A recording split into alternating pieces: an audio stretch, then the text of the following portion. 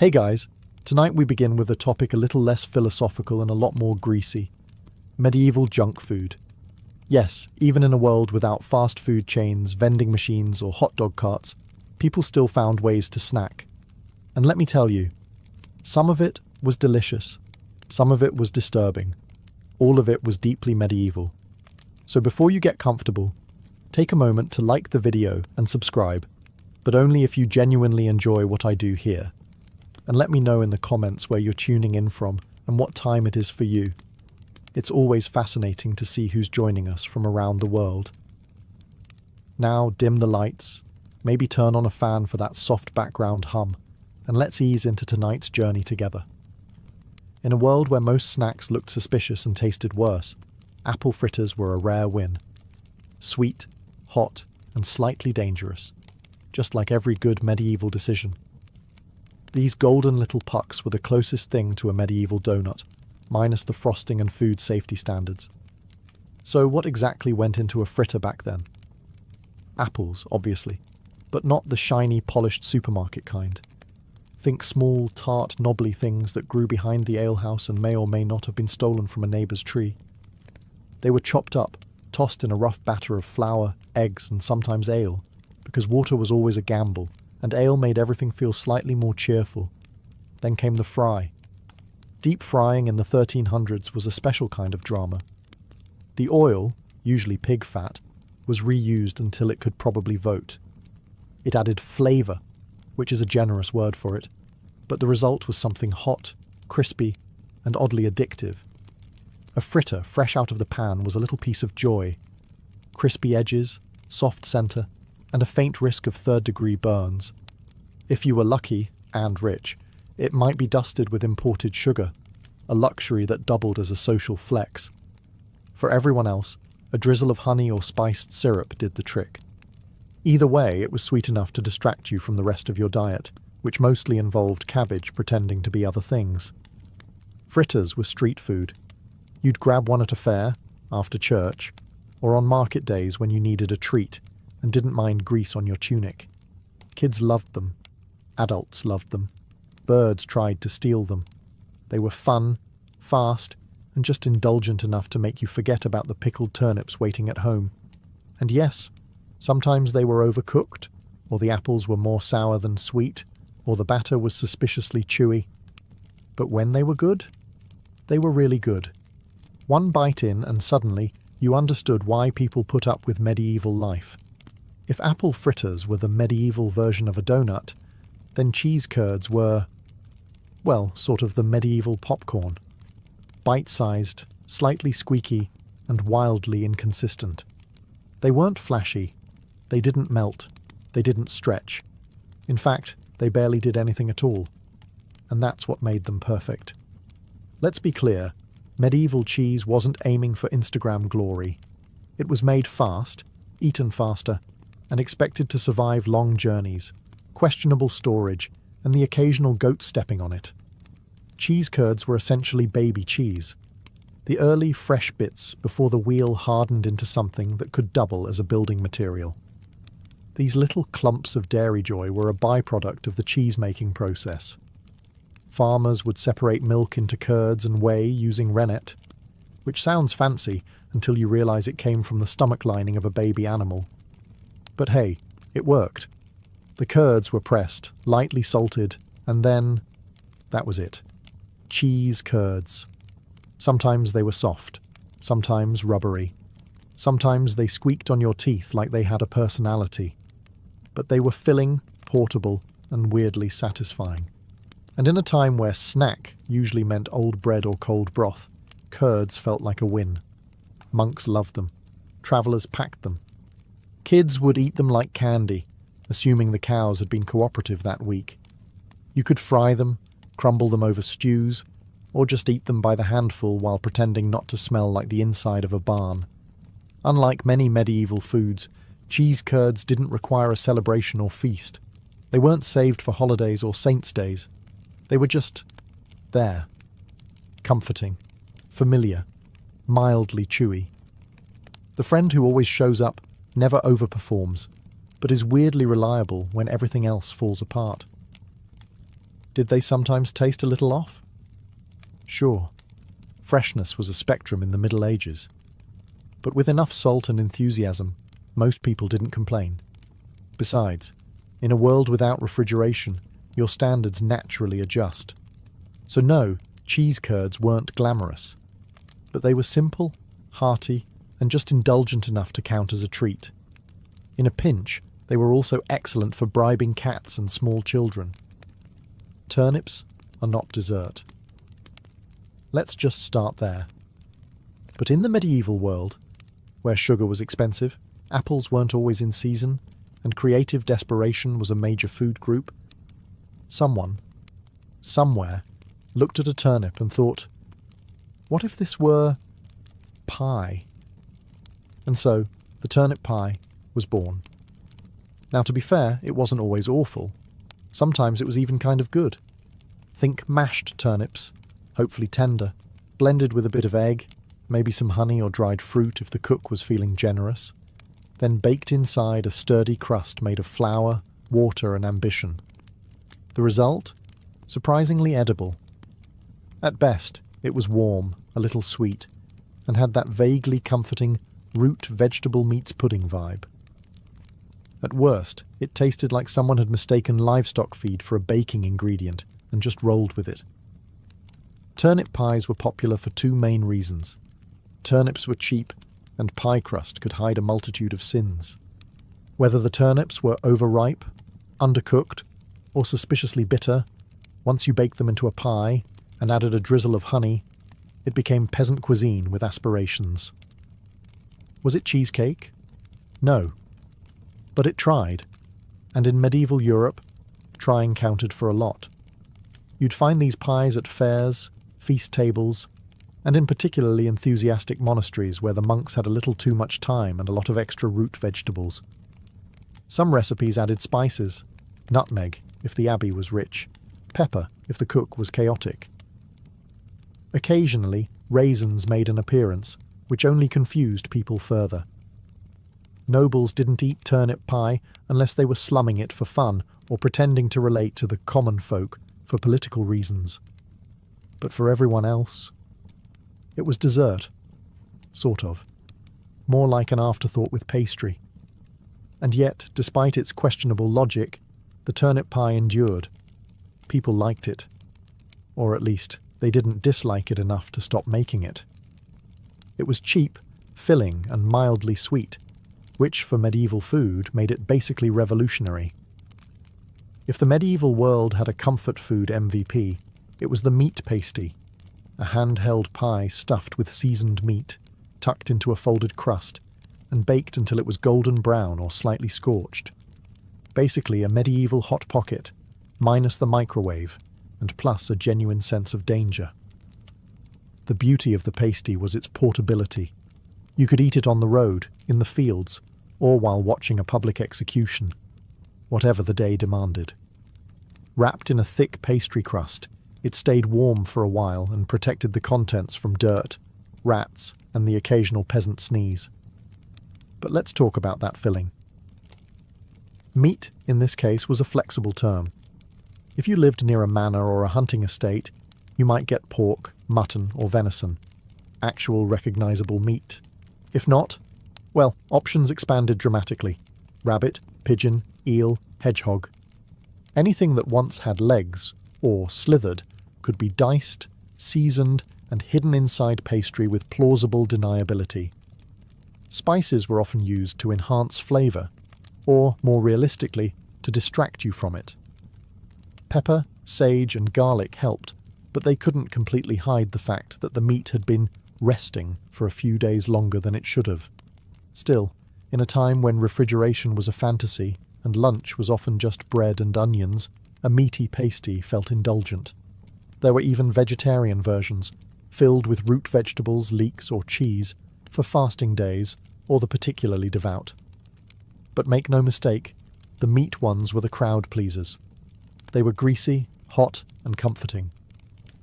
You didn't ask what was inside. You just ate it and hoped the cook had been in a good mood. And in case you're wondering, yes, People sometimes marked the crust with initials or symbols to claim ownership, especially among miners and labourers. In some places the crust was extra thick along one edge, so it could be held with dirty hands and then tossed to the spirits, or, more realistically, to rats. So were they good? Often yes. Were they mysterious? Always. But that was part of the charm. You didn't eat a meat pasty to feel safe. You ate it because it tasted good, and you were ready to accept the consequences. In a world where brushing your teeth meant rinsing with wine and hoping for the best, candied fennel seeds were the closest thing medieval folks had to breath mints. Tiny, sugary, and vaguely herbal, they were part treat, part digestive aid, and part dental hazard, all wrapped up in a single, oddly satisfying crunch. These little seeds were typically coated in a hard shell of sugar, which was no small feat in the Middle Ages. Sugar had to be imported, boiled, beaten, and poured by hand, meaning someone, somewhere, really believed in the potential of these tiny snacks. They were especially popular in noble households, where guests might be handed a small dish of them after dinner to freshen the mouth, and probably to distract from the mutton still clinging to their molars. Flavour-wise, fennel seeds had a strong, licorice-like bite. You either loved them or politely swallowed them whole and nodded in gratitude. The sugar coating helped, but there was always that unmistakable herbal kick, the kind of thing that makes you feel both fancy and slightly confused. Candied seeds also had a job to do: digestion. People believed fennel helped settle the stomach, especially after a heavy meal involving 3 types of bird and an alarming amount of mead. Think of them as the medieval version of chewing gum crossed with Tums, but with more potential to chip a tooth. And yes, they were hard. Like, crack your molar if you're too confident, hard. You didn't chew candied fennel seeds casually. You tested one first, gently, bit down slowly, listened for cracking sounds, then committed. It was a risk-reward situation every time. While the rich popped them like medieval tic-tacs, common folk occasionally got their hands on knock-off versions, usually involving honey, crushed herbs, and vague optimism. Not quite the same, but good enough to pretend. In the grand lineup of medieval junk food, candied fennel seeds were small but mighty.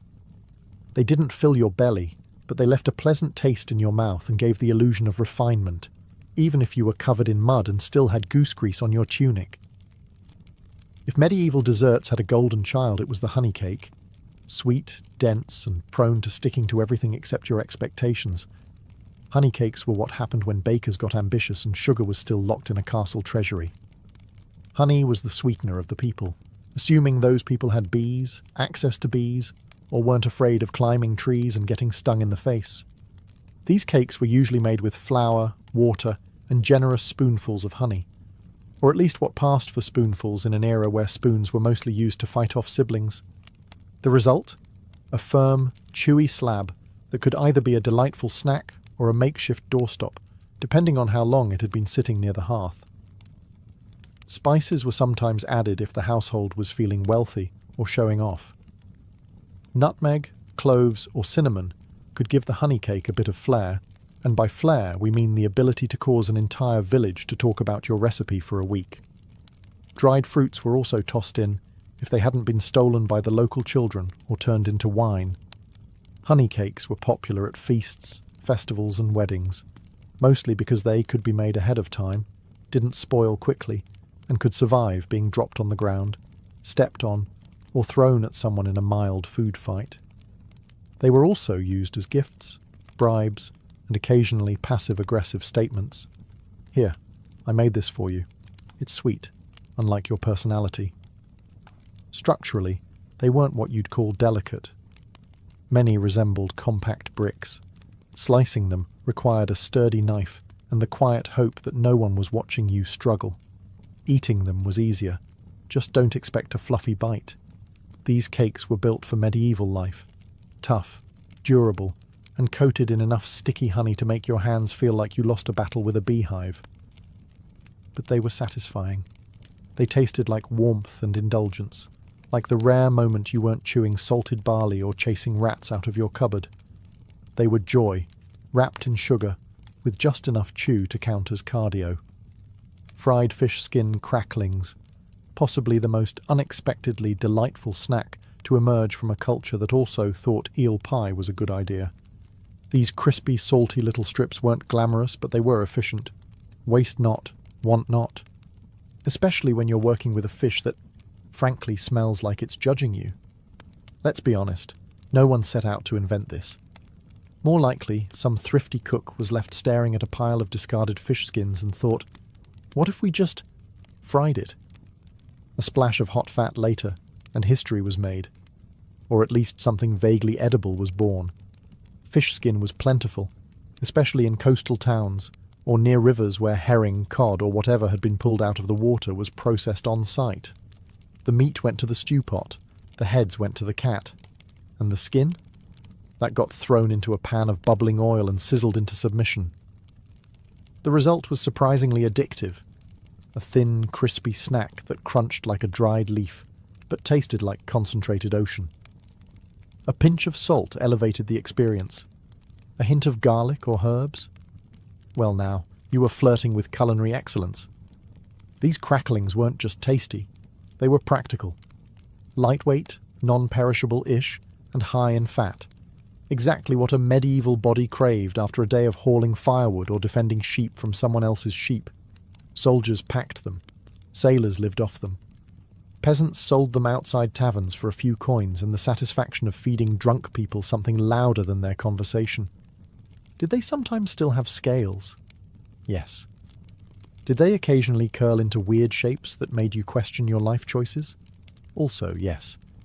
But by medieval standards, they were downright elegant, crispy, flavourful, and unlikely to give you dysentery. The only real drawback? Smell. These things could announce their presence from 3 huts away. If you fried a batch indoors, your home would smell like Poseidon's laundry for a solid week. But you'd be forgiven, because they tasted good. When life gave you stale bread and warm beer, you didn't cry. You made the most medieval snack imaginable, bread soaked in ale. Known variously as sops or trench toast, this humble creation was the original comfort food. Think French toast, but without the eggs, sugar, cinnamon, or joy. Here's how it worked. You took yesterday's bread, the kind that could double as building material, and dunked it into a bowl of ale.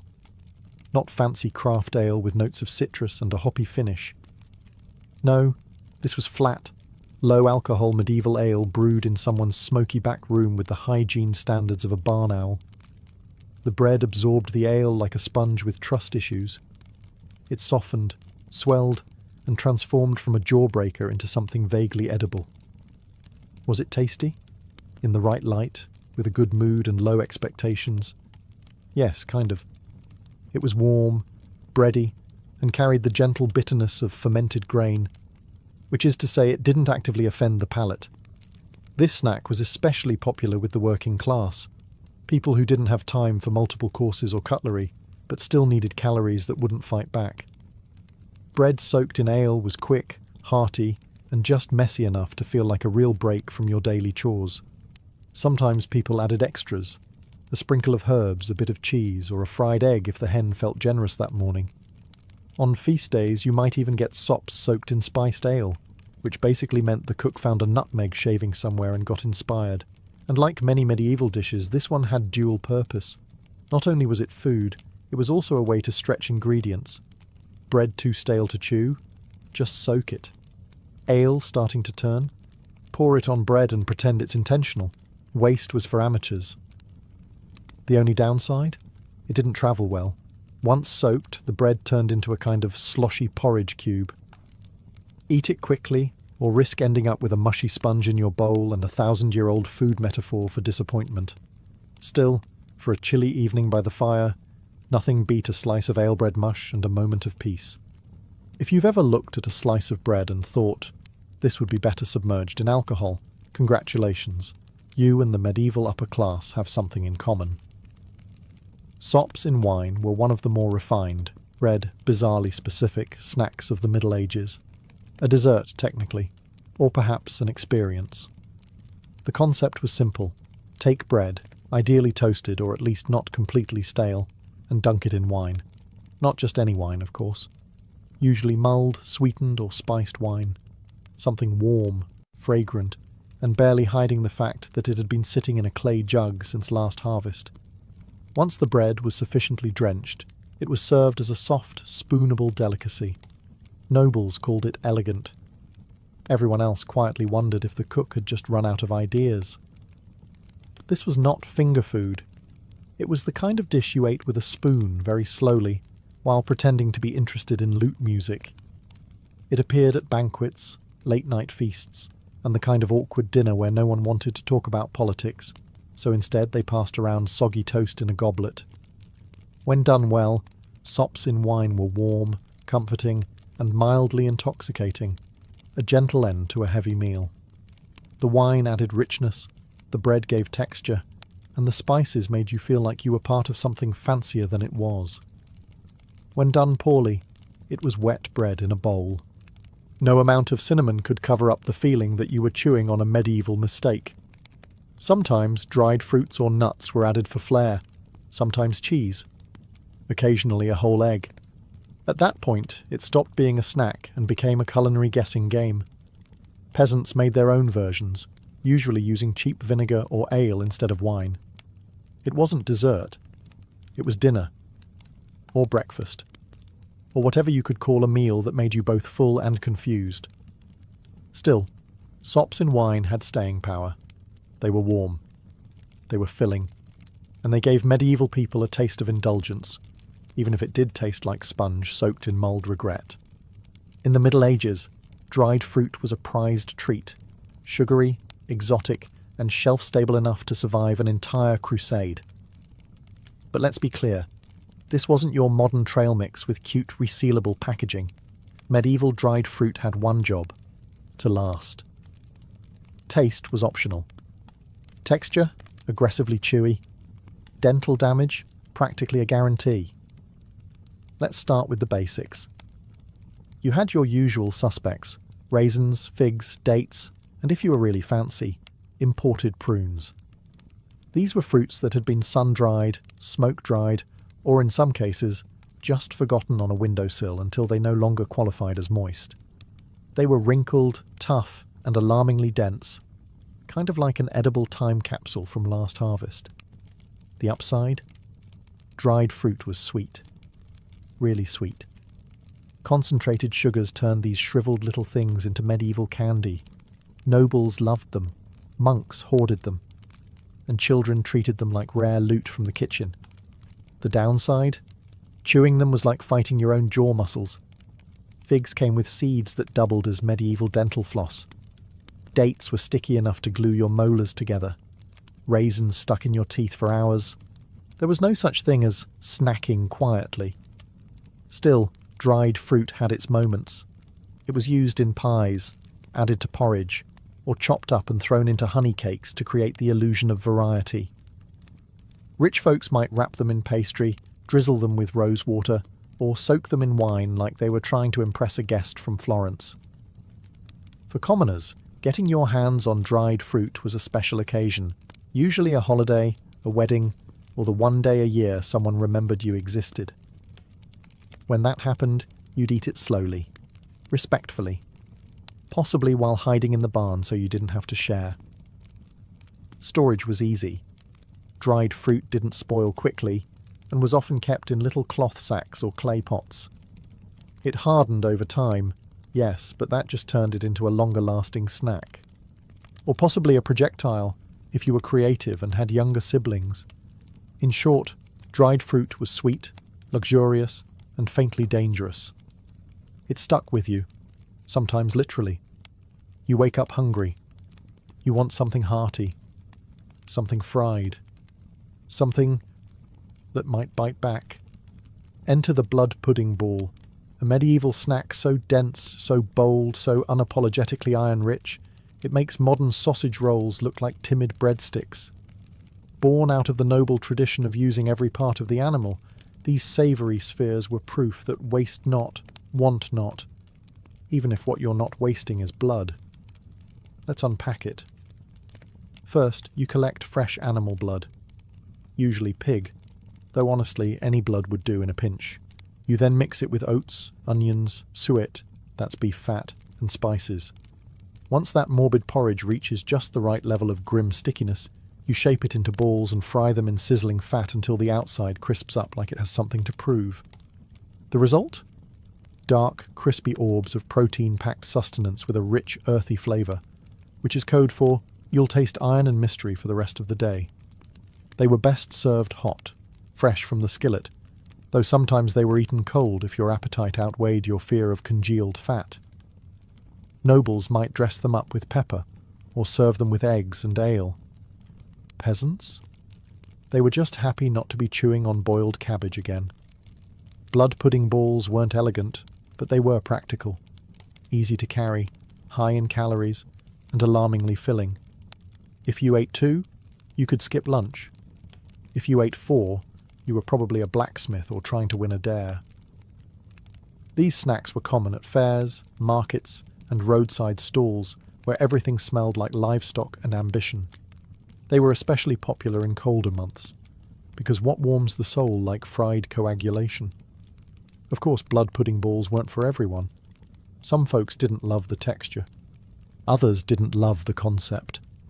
But in a world where survival came first and flavour came somewhere around 12th, these meaty little morsels earned their place in the medieval junk food hall of fame. Forget everything you know about pancakes. These weren't fluffy stacks with maple syrup and whipped cream.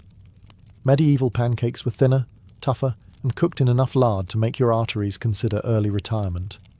But they got the job done, and in a world where your other breakfast option was thin soup that's sad about its life, they were kind of a treat. Made from a humble mix of flour, eggs, and water or ale, these pancakes were poured onto a sizzling iron griddle coated in bubbling pig fat. No non-stick pans, no portion control. You just ladled and hoped. The result? A flat, uneven circle with crispy, browned edges and a slightly chewy centre. The kind of pancake that could survive a horseback ride and still be mostly edible when you arrived. Sometimes it was a little burnt. Sometimes it was a little raw. Sometimes, charmingly, both. Flavour depended on what you had. A splash of ale added a nice tang. A spoonful of honey? Luxurious. A sprinkle of herbs or onions? Adventurous. But most of the time it was just pancake and grease, served hot and inhaled like you'd just run from a tax collector. These pancakes were democratic. Everyone ate them. Peasants, nobles, monks, merchants. Some layered them with cheese, some dunked them in broth, and others just rolled them up and called it a day. You could eat them sweet, savoury, or scorched beyond recognition. And if you had leftovers, stack them up and pretend they were cake or armour. They were especially popular during Lent and other fasting days when meat was off limits. Pancakes became a loophole, fried, filling, and somehow both humble and indulgent. Plus, they made excellent vessels for disguising other ingredients that had no business being in your mouth. And while they might not have been beautiful, medieval pancakes had staying power. They didn't need praise.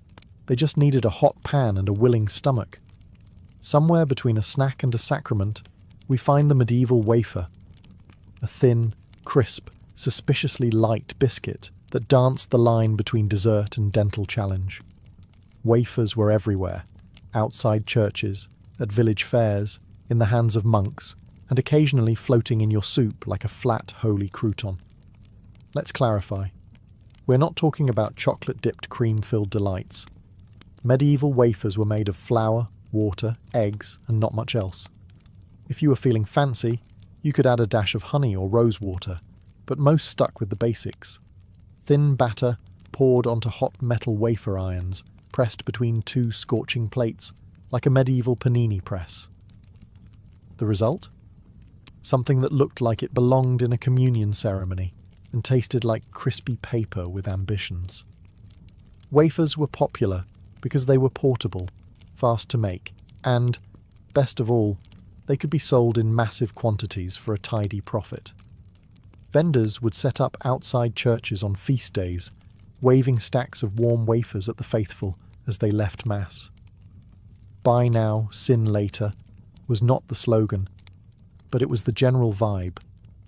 They were often shaped with religious symbols, floral patterns, or the vague imprint of a saint's face, depending on the iron mould and how tired the baker was. These designs didn't enhance the flavour, but they did give you something to stare at, while chewing thoughtfully and pretending you weren't disappointed. Structurally, wafers were delicate. They cracked if you looked at them wrong, and shattered if you tried to break them cleanly. Storing them was a challenge, transporting them even more so, which made eating them outdoors a high-stakes affair involving crumbs, wind, and regret. Still, they were beloved. Light, crispy, and vaguely celebratory, wafers were the medieval version of treating yourself, without completely wrecking your digestion or your wallet. For nobles, they came stacked with fruit or layered with soft cheese. For everyone else, they were sold by the dozen in street stalls and eaten immediately before they disintegrated into edible confetti. Suck it. Even the name sounds sticky. This medieval treat was essentially fruit that had been boiled into submission, drowned in syrup, and sealed in a jar like a sweet little hostage. Think candied oranges, dates, or ginger, coated in enough sugar to make your teeth tingle and your conscience whisper, "You shouldn't be eating this." But you did, because it was delicious, and probably imported, and also you didn't have much else. Suck it wasn't for the everyday peasant chewing his 7th onion of the week. No, this was elite-tier snacking, the kind of indulgence served in noble halls or gifted by the wealthy to say, "I like you but not enough to give you land." Sugar was expensive and fruits weren't always in season, so suck it was reserved for special occasions, like weddings, or royal visits, or Wednesday, if you were outrageously rich and out of control. The preparation process was ambitious. First, you'd boil the fruit in syrup. Maybe honey, maybe refined sugar, if your spice merchant owed you a favour. Then you'd drain it, let it dry a bit, and repeat. Several times. Because once wasn't enough. You weren't just preserving fruit, you were declaring war on moisture itself. Eventually, the result was a glossy, jewel-toned bite of candy, chewy, intense, and so sweet it could probably be weaponized in large enough doses. Some versions were soft and syrupy, served in ornate glass jars. Others were dry, rolled in extra sugar, and handed out as dainty little cubes of medieval hyperglycemia. But make no mistake, suck it came with status. It said you had access to sugar, trade routes, and at least one servant dedicated solely to stirring things that didn't want to be stirred. Suck it trays were passed around after banquets like edible gold coins. Guests took one piece, smiled graciously, and immediately regretted not grabbing 3. As for commoners, they watched from the kitchen and maybe licked a spoon if no one was looking. So was it worth it? Honestly, yes. Suck it was one of the few medieval snacks that genuinely felt like dessert. It was rich, refined, and just extravagant enough to make up for the fact that dinner had included boiled something. Ah, fried eel, the grand finale of medieval junk food. A dish so strangely beloved, it made its way from peasant hearths to royal banquets without once stopping to ask, "Wait, am I really the best option here?" Yes. Yes, it was. Eel was everywhere in medieval Europe. Rivers and streams practically writhed with them, and they were easy to catch, cheap to cook, and, when fried, surprisingly crispy.